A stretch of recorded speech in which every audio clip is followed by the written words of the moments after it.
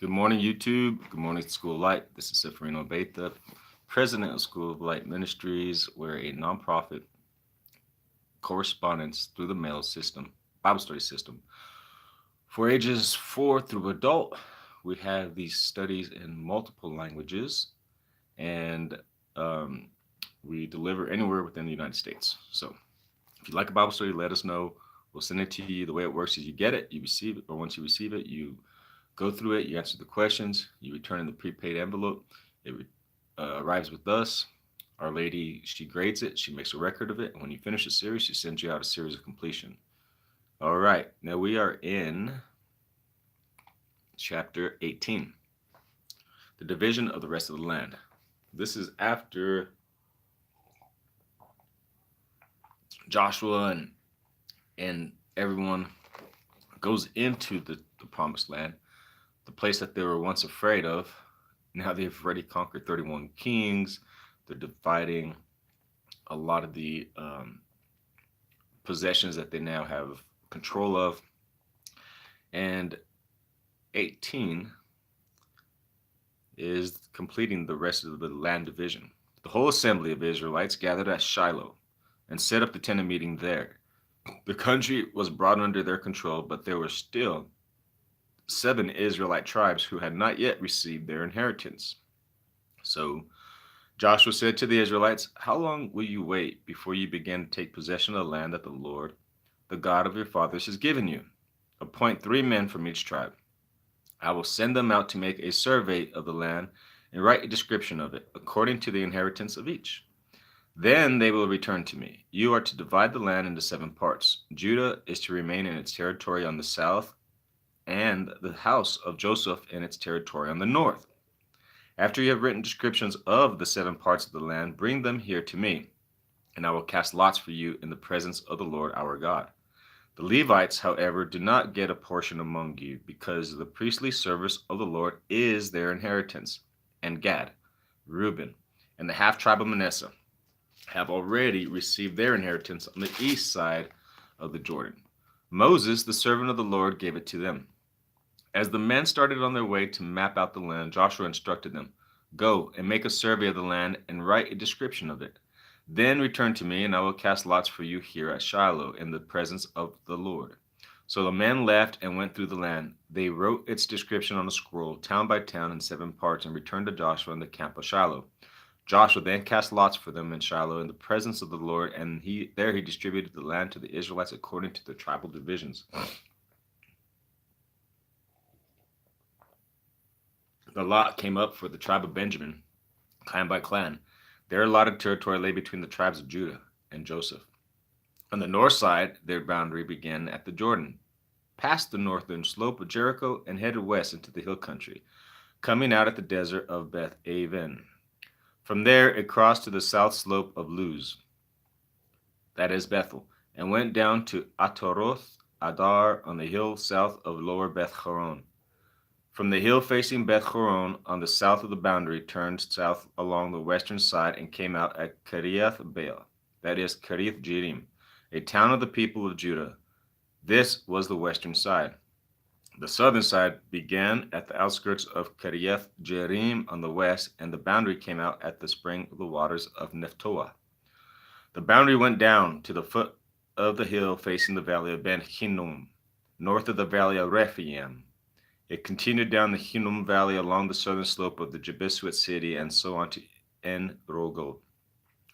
It then curved north, went into En Shemesh, continued to Gilealoth, which faces the pass of Adumim, and ran down to the stone of Boran, son of Reuben. It continued to the northern slope of Beth Arabah and on down into the Arabah. It then went to the northern slope of Beth Hoglah and came out at the northern bay of the Salt Sea, at the mouth of the Jordan in the south. This was the southern boundary. The Jordan formed the boundary on the eastern side. These were the boundaries that marked out the inheritance of the clans of Benjamin on all sides. The tribe of Benjamin, clan by clan, had the following cities: Jericho, Beth Hoglah, Emek, Keziz, Beth Arabah, Zamarim, Bethel, Avim, Para, Ophrah, Kephar, Ammoni, Openi, Geba, 12 towns and their villages: Gibeon, Ramah, Beeroth, Mizpah, Kephara, Moja, Rechem, Irpil, Tarela, Zela, Halef, the Jebusite city, that is Jerusalem, Gibeah, and Kiriath, 14 towns and their villages. This was the inheritance of Benjamin for its clans. The second lot came out for the tribe of Simon, or Simeon, clan by clan. Their inheritance lay within the territory of Judah. It included Beersheba, Moleh, Hazar Shul, Bala, Ezem, Elotolad, Bethul, Horma, Ziklag, Beth Makarboth, Hazar Susa, Beth Labaoth, and Sharuchen, 13 towns and their villages: Ain, Rimmon, Ether, and Ashan, the 4 towns and their villages, and all the villages around these towns as far as Baalath, Beer, Ramah, and Negev. This was the inheritance of the tribe of the Simonites, clan by clan. The inheritance of the Simonites was taken from the share of Judah, because Judah's portion was more than they needed. So the Samonites received their inheritance within their territory of Judah. The third lot came up for Zebulun, clan by clan. The boundary of their inheritance went as far as Sarid. Going west, it ran to Marlah, touched Dabesheth, and extended to the ravine near Jokneam. It turned east from Sarid toward the sunrise to the territory of Kisloth Tabor, and went on to Dabirath and up to Japhia. Then it continued eastward to Geth Hefer and Eth Kazan. It came out at Rimmon and turned toward Nea. There, the boundary went around on the north to Chenetoth and ended in the valley of Ipatael. Included were Katah, Nachalal, Shimron, Adala, and Bethlehem. These were the 12 towns of their villages. These towns and their villages were the inheritance of Zebulun, clan by clan. The fourth lot came out for Issachar, clan by clan. The territory included Jezreel, Kesuluth, Shunem, Hapharim, Shion, Anacharath, Rabith, Kishon, Ebez, Remmeh, and Ganim, and Chada, and Beth Perez. The boundary touched Tabor, Shachuzuma, and Beth Shemesh, and ended at the Jordan. There were 16 towns and their villages. These towns and their villages were the inheritance of the tribe of Issachar, clan by clan. The fifth lot came out for the tribe of Asher, clan by clan. Their territory included Hilkath, Hali, Beaton, Akaf, Aksaf, Alamelech, Amid, and Mishal. On the west, the boundary touched Carmel, Shihor, Libnath.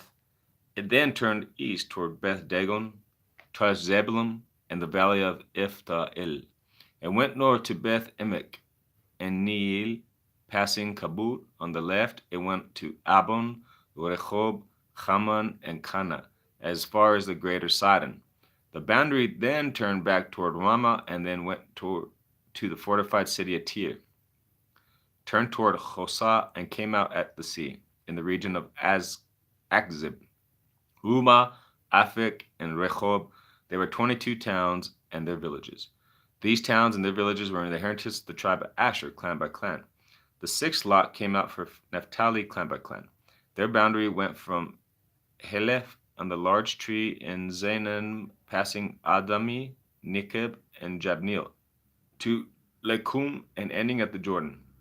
The boundary ran west through Aznoth Tabor and came out at Hukuk. It touched Zebulun on the south, Asher on the west, the Jordan on the east. The fortified cities were Zidon, Zur, Hamath, Rakath, Kenereth, Adamah, Ramah, Hazor, Kedesh, Edrei, and Hazor, Iron, Migdal El, Horem, Beth Anath, and Beth Shemesh. There were 19 towns and their villages. These towns and their villages were the inheritance of the tribe of Naphtali, clan by clan.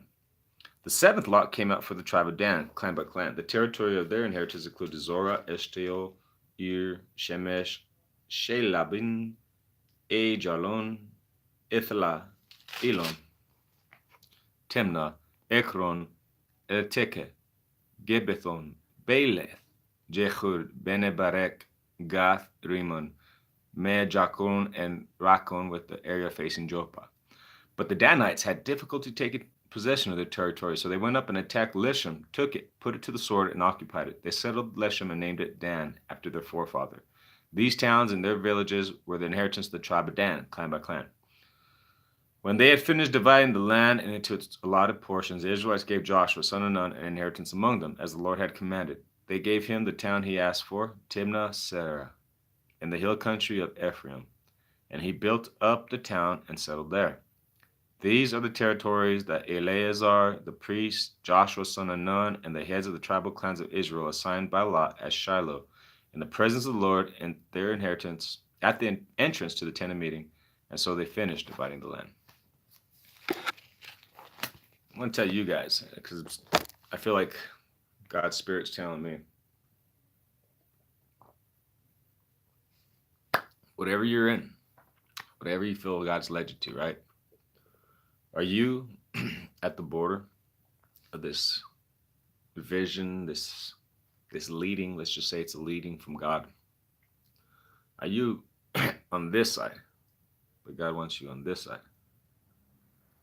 Are you on this side, and are you saying, and these might be obstacles or negativities or whatever, challenges. Are you counting all the negativities? The place is full of giants.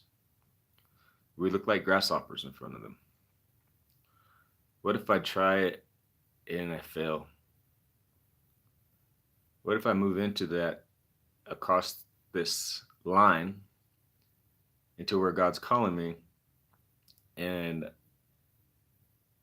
I fall flat on my face, and then everybody says, see, look, God, he said God led him here, but now he is worse off than anybody else? Or are you the kind of guy that says, you know what? If God brought me here, I see these, but I see over here more. I see the promised land. I see the wealth of soil for growing and taking care of my people. I see the vineyards. I see the opulence. I see the plenitude. I see it's a plentiful life. And God has called me to it, and I can do it and moving into it.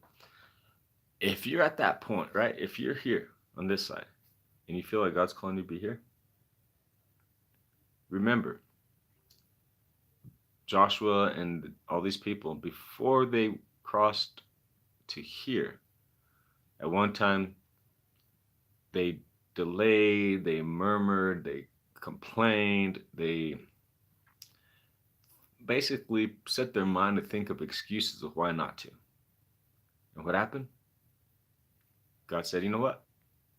No one from this generation is going to come across. And they tried. They even tried. They said, oh, well, forgive us, God. And they went and attacked and they lost bad. So whenever God tells you, brings you to something, have faith. You know, these guys had to wait 40 years, 4 decades of wandering back in the desert because those people didn't have the heart, the mind to believe, even though they seen everything that God did. They seen him split the Red Sea.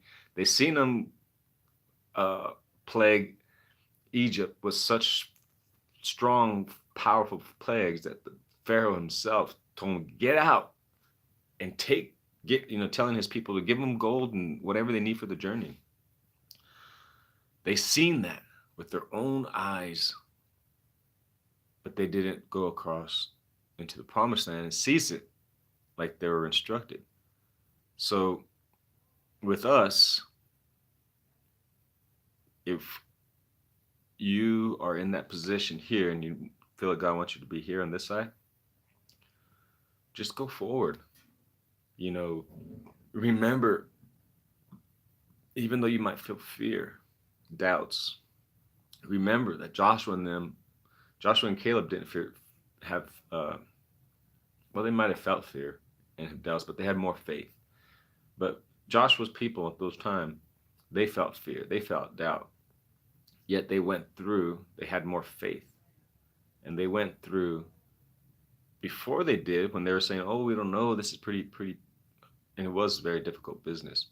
Um, Before they went through, many were saying, "Oh, we can't do it." And then a few chapters later, it shows that Joshua had subjugated 31 powerful kings, kings of smaller kingdoms that they were afraid of prior.